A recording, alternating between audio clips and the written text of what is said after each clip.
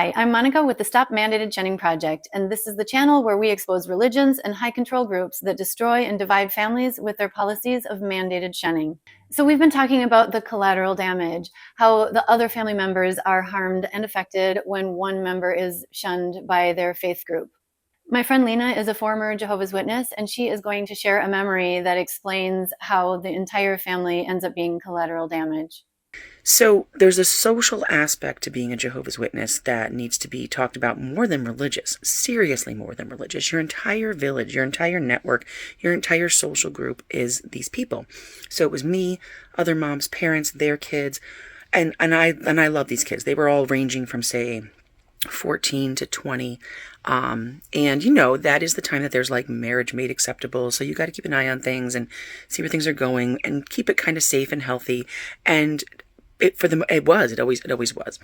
But that is the social construct I want you to think about. Okay. It's like, this is just a whole village of people that are always getting together, and we're trying to keep our kids happy and let our kids do things and keep them, enjoying life while they have to live in this religion where they don't get to do anything.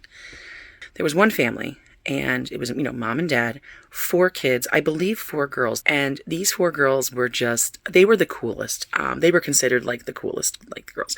They weren't the prettiest, but they were the coolest. And they would always be at these parties, and it was always dancing and fun and, a little bit of flirting on everybody's part. And the mom and the dad of their congregation, it wasn't my congregation, the dad was not considered a loser, but he was kind of a loser in the congregation. He wasn't a servant. He wasn't anybody important.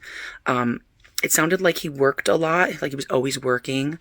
And we were like, oh yeah, Fred. His name's not Fred, but Fred's always working. And he barely gets to come into events.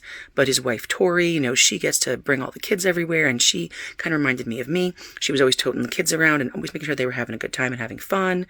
And she was such a great mom. The impression was like, she does everything. And she is the good Jehovah's Witness. And the dad was kind of like around, barely gave talks, probably working very hard to support his 4 children. But that was the impression that was given.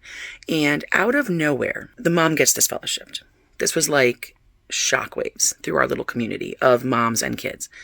And we were like, what? Now, granted, we were like, well, Fred's a loser.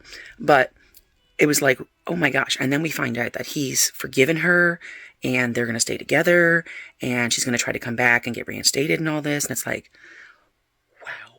And then there's these 4 girls of marriageable age, ish. The youngest was kind of young, like 14, 15, but so right around that time. And I watched this play out, this pariah. It was talked about. It was scandalized. Nay, it was like, who would sleep with her? It was like awful. And then the girls got the biggest repercussions. They were invited, like kind of, but they didn't dance.